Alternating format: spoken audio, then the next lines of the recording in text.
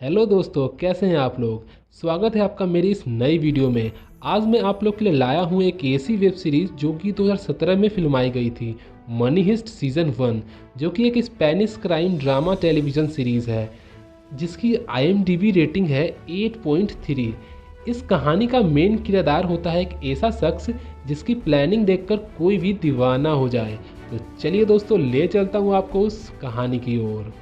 Scene शुरू होता है और हमें एक शख्स को दिखाया जाता है जिसका नाम होता है प्रोफेसर, जो दुनिया की सबसे बड़ी चोरी करने का प्लान बहुत सालों से बना रहा होता है। उस ऐतिहासिक चोरी को अंजाम देने के लिए प्रोफेसर कुछ ऐसे शख्स को चुनता है जो कुछ अलग अलग कामों में माहिर होते हैं और उनका नाम शहरों के नाम पर रखा जाता है। मेन भूमिका में नज़र आती है टोक्यो, जो कि पहले बहुत सारे चोरियों को अंजाम दे चुकी होती है। बर्लिन, जो कि प्रोफेसर का भाई होता है और उस ऐतिहासिक चोरी का इंचार्ज बनाया जाता है। मास्को और डेनवेर, जो कि बाप बेटे की भूमिका में होते हैं, जिसमें मास्को तिजोरी खोलने में माहिर होता है। रियो, जो कि हैकिंग की दुनिया का बादशाह होता है। ओस्लो और हेलसिंकी, जिनका दिमाग तो कम पर हाथ ज़्यादा चलता था, क्योंकि दोनों पेशे से पहलवान होते हैं। और एक हसीन लड़की नैरोबी, जो कि नकली नोट छापने में एक्सपर्ट होती है। कहानी का मेन एलिमेंट होता है रॉयल मिंट ऑफ स्पेन, जहाँ पर पैसा छापने की मशीन होती है। तो प्रोफेसर और इसकी टीम की प्लानिंग होती है उसी रॉयल मिंट पर डाका डालना और ढेर सारे पैसे छापकर निकल जाना। प्रोफेसर उस ऐतिहासिक चोरी को अंजाम देने के लिए 5 महीनों तक अपने टीम को ट्रेनिंग देता है। प्रोफेसर चोरी के दौरान हो सकने वाली सारी गलतियों और उसके रिजल्ट पर डीपली स्टडी करता है, ताकि वे लोग चोरी के दौरान पकड़े न जा सके और कोई भी खून खराबा ना हो पाए। प्लान के मुताबिक प्रोफेसर की टीम रॉयल मिंट के अंदर पुलिस को बंदी बना नकली पुलिस बनकर घुस जाती है और अंदर मौजूद सभी होस्टेजों को बंदी बना लेती है, और प्रोफेसर बाहर रहकर उस प्लान को ऑपरेट करने लगता है। प्रोफेसर और इसकी टीम एक दूसरे से लैंडलाइन के थ्रू कनेक्ट रहते हैं ताकि कोई बातों को हैक कर सुन न सके। रॉयल मिंट के अंदर उनकी टीम रेड कलर का पोशाक तथा एक खास मास्क पहन लेती है और कैद सारे होस्टेजों को भी वही पोशाक और मास्क पहना देती है, ताकि कोई गलती भी हो जाए तो चोरों की पहचान नहीं की जा सके। प्रोफेसर का प्लान बिल्कुल ट्रैक पर होता है। शुरू में ये लोग पुलिस को यह दिखाते हैं कि ये लोग सिर्फ पैसा लूटने आए हैं। इसके लिए वे लोग थोड़ा पैसा बैग में डालकर रॉयल मिंट से बाहर निकलते हैं और पुलिस के ऊपर हवा में फायर करते हैं। पुलिस की जवाबी कार्रवाई में पुलिस उन पर गोलियां चलाती है, जिनमें रियो घायल हो जाता है। ये सब प्रोफेसर के प्लान का एक हिस्सा होता है। तभी सीन में एंट्री होती है रकेल का, जो कि पुलिस इंस्पेक्टर होती है और उसे इस केस का इंचार्ज बनाया जाता है। दूसरे सीन में इंस्पेक्टर रकेल से प्रोफेसर साल्वा के नाम से मिलता है और धीरे धीरे उनमें नज़दीकियाँ बढ़ने लगती है और उन दोनों को एक दूसरे से प्यार हो जाता है। रॉयल मिंट में मौजूद होस्टेजों में से एक होती है UK एम्बेसडर की बेटी एलिसन पाकर। प्रोफेसर ने खास इसी दिन को चोरी के लिए चुना था ताकि वह सरकार से सारी बातें मनवा सके। इधर रॉयल मिंट में प्रोफेसर का टीम पैसा छापना शुरू कर देती है और हर घंटे 8 मिलियन यूरोज के हिसाब से पैसा छापने लगते हैं। रॉयल मिंट में मौजूद कैदियों में से एलिसन पाकर छुपके से अपना फ़ोन यूज़ करने की कोशिश करती है, पर तभी रियो उसे जाकर रोक लेता है। पर पुलिस उस फ़ोन के कैमरे को हैक कर कैमरे की मदद से रियो के चेहरे को देख लेते हैं। इधर कैदियों में से एक होता है आर्तुरो, जो कि रॉयल मिंट का मैनेजिंग डायरेक्टर होता है, जिसका किसी दूसरे कैदी मोनिका के साथ अफेयर चल रहा होता है। आर्तुरो मोनिका से अपना सेकेंडरी फ़ोन लाने को कहता है, जो कि उसके ऑफिस में रखा होता है। मोनिका उसका फ़ोन लाने में कामयाब तो हो जाती है, पर फ़ोन की घंटी बजने के कारण बर्लिन उसे पकड़ लेता है। बर्लिन डेनवर को उसे मारने का आदेश देता है, पर डेनवर उसे दूसरे रूम में ले जाकर उसे मारने के बजाय उसके पैर पर गोली मारता है, ताकि सबको गोली की आवाज़ सुनकर ये लगे कि उसने उसे मार दिया है। फिर वो मोनिका को दूसरे रूम में छुपा देता है। इधर पुलिस टोक्यो का चेहरा पहचान कर लेती है और उन्हें फिर टोक्यो और रियो के अफेयर के बारे में पता चलता है। फिर मास्को और डेनवर होस्टेज के हाथ में नकली बंदूक और मास्क पहनाकर रॉयल मिंट के छत पर हवा खाने के बहाने जाते हैं। ऊपर पहुंचकर आर्तुरो को मोनिका के मौत के बारे में पता चलता है, जिससे वह गुस्सा होकर नकली बंदूक डेनवर पर तान देता है। तभी पुलिस उसे चोर समझ उन पर गोलियां चला देती है और गोली जाकर आर्तुरो के कंधे पर लगती है, जिससे वह घायल हो जाता है। प्रोफेसर पुलिस को फ़ोन कर डॉक्टर की मांग करता है ताकि उसके होस्टेज आर्तुरो को बचाया जा सके। तभी डिप्टी इंस्पेक्टर एंजल कुछ डॉक्टर के साथ खुद डॉक्टर की भेष में रॉयल मिंट के अंदर आर्तुरो को ऑपरेशन करने जाता है, और इस दौरान प्रोफेसर की टीम चेकिंग के दौरान डिप्टी इंस्पेक्टर एंजल के चश्मे को अपने कब्जे में लेकर उसमें एक छोटा सा माइक्रोफोन फिट कर देता है।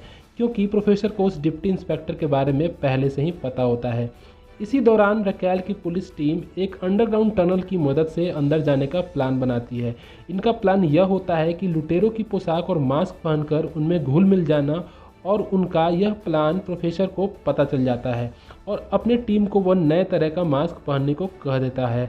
एंजल बाहर जाकर यह बात इंस्पेक्टर रकेल को बताता है और उनका अंदर जाने का प्लान फेल हो जाता है। मास्को और नेरूबी को मोनिका के जिंदा होने के बारे में पता चलता है और वह बर्लिन को बताने की बजाय डेनवर की मदद करने लगती है। जब प्रोफेसर को बर्लिन की मनमानी करने के बारे में पता चलता है तो वह उसे सज़ा देने को सोचता है। तभी प्रोफेसर को एक और बात के बारे में पता चलता है कि हेलसिंकी ने उनके कार को ठिकाने लगाने के बजाय कबाड़ खाने में बेच दिया है और पुलिस उसी कार की तलाश में जुटी हुई है ताकि उस कार से सबूत इकट्ठा कर उनकी पहचान कर सकें। प्रोफेसर बेचैनी में आकर खुद ही उस कार से सबूत मिटाने के लिए उस कबाड़ खाने में घुस जाता है और कार से सबूत मिटाकर बर्लिन के जैकेट को जानबूझकर कार के सीट के पास छोड़ देता है ताकि वह बर्लिन को उसके मनमानी करने की सज़ा दे सके। पुलिस उस जैकेट की बटन की मदद से बर्लिन के सही आइडेंटिटी के बारे में पता लगा लेती है। इधर रकेल सभी कैदियों की सही सलामती की जानकारी लेने के लिए प्रोफेसर से आदेश लेकर रॉयल मिंट के अंदर आती है। रकेल की तलाशी के दौरान रियो को एक माइक्रोफोन मिलता है। जब रियो उस माइक्रोफोन को खोलकर देखता है तो उसे एक छोटा मेमोरी कार्ड मिलता है जिसमें रियो के पेरेंट्स का एक रिकॉर्डेड मैसेज होता है। उस मैसेज में रियो के पेरेंट्स उसे पुलिस के आगे सरेंडर करने को कहते हैं। अगर रियो ने पुलिस की मदद की तो पुलिस उसकी सज़ा को कम कर देगा, पर रियो जानता था कि सिर्फ उन पुलिस वालों की एक चाल है। इधर इंस्पेक्टर रकेल रॉयल मिंट के अंदर बर्लिन से मिलता है और उसके साथियों को बर्लिन की जानलेवा बीमारी के बारे में बताता है कि बस अब वह कुछ ही दिनों का मेहमान है। इधर डिप्टी इंस्पेक्टर एंजल को रकेल के साथी साल्वा पर शक होने लगता है। यह साल्वा से मिलने उसके बताए हुए घर पर मिलने जाता है और चोरी से एक चम्मच चुरा लेता है ताकि वह प्रोफेसर का फिंगरप्रिंट निकाल सके। एंजल यह बात जाकर इंस्पेक्टर रकेल को बताता है कि उसका साथी साल्वा पर उसे शक है। वह कहता है कि साल्वा तुम्हारा फ़ायदा उठाकर हमारी सारी प्लानिंग पहले ही जान लेता है और यही कारण है कि वह हमेशा हम लोगों से एक कदम आगे रहता है। पर रकेल को उल्टा एंजल पर ही शक होने लगता है क्योंकि वह साल्वा को गिरफ्तार करवाना चाहता था जिससे रकेल बेइंतहा मोहब्बत करती थी। पर इंस्पेक्टर रकेल को कहीं ना कहीं साल्वा पर शक होता है और वह साल्वा से मिलने के दौरान साल्वा के ऊपर बंदूक तान देती है और उससे वह अपने गोडाउन में चलने को कहती है ताकि वह कंफर्म कर सके। जब रकेल वहां पहुंचती है तो वहां कुछ न पाकर बहुत शर्मिंदगी महसूस करती है और साल्वा से माफ़ी मांगती है और फिर दोनों के बीच प्यार और बढ़ जाता है। रकेल से गुस्सा होकर एंजल खूब सारा शराब पीता है और अपने कार से घर की ओर लौटने लगता है। तभी उसे फ़ोन आता है कि साल्वा के घर से चुराए चम्मच पर जो फिंगरप्रिंट मिले हैं वह पुलिस की गाड़ी पर मिले फिंगरप्रिंट से मैच खा गया है। इससे एंजल का शक हकीकत में बदल जाता है और वह समझ जाता है कि साल्वा ही असली प्रोफेसर है। यह बात वह रकेल को बताने के लिए उसे फ़ोन करता है पर रकेल फ़ोन नहीं उठाती। इसीलिए एंजल रकेल के घर फ़ोन कर एक वॉइस मैसेज छोड़ देता है कि उसका साथी साल्वा ही असली प्रोफेसर है। फ़ोन करने के दौरान एंजल की गाड़ी का एक्सीडेंट हो जाता है जिससे वह कोमा में चला जाता है।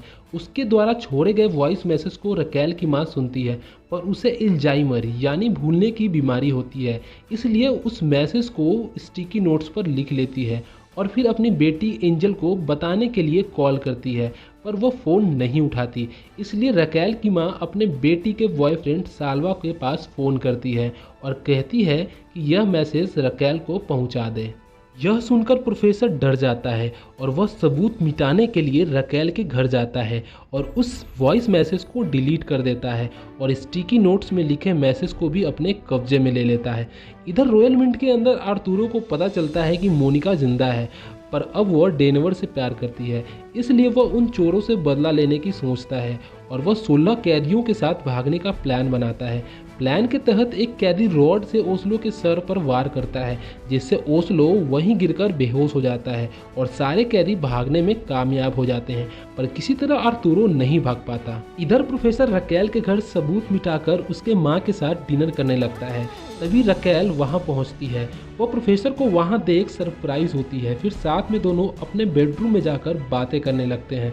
तभी रकेल की दिमाग की बत्ती जलती है और वही होता है उस सीजन का टर्निंग पॉइंट। रकेल सोचती है कि इतनी बड़ी प्लानिंग को अंजाम देने के लिए उनको किसी जगह की ज़रूरत पड़ी होगी। जहां वे सब ट्रेनिंग कर सके। वो अपने पुलिस टीम को फ़ोन करके कहती है कि रॉयल मिंट के आसपास सभी ऐसे घर को ढूंढे जहां ट्रेनिंग करने के लिए काफ़ी जगह हो और वह जगह एकांत हो। पुलिस रकेल को फ़ोन कर एक घर के बारे में बताते हैं कि वह शायद उन चोरों का अड्डा हो सकता है। फिर रकेल साल्वा को साथ लेकर उस जगह पर पहुंच जाती है। जब दोनों वहां पहुंचते हैं तो रकेल साल्वा को बाहर छोड़ फोरेंसिक टीम के साथ अंदर चली जाती है और सबूत इकट्ठा करने लगती है। और इसी के साथ ख़त्म होता है मनी हिस्ट का सीज़न 1। तो दोस्तों वीडियो में बने रहने के लिए थैंक यू सो मच। अगला वीडियो मनी हिस्ट सीज़न 2 में आपके सामने जल्द लाऊंगा। यदि आपको ये वीडियो अच्छी लगी हो तो चैनल को सब्सक्राइब कर वीडियो को लाइक ज़रूर करना।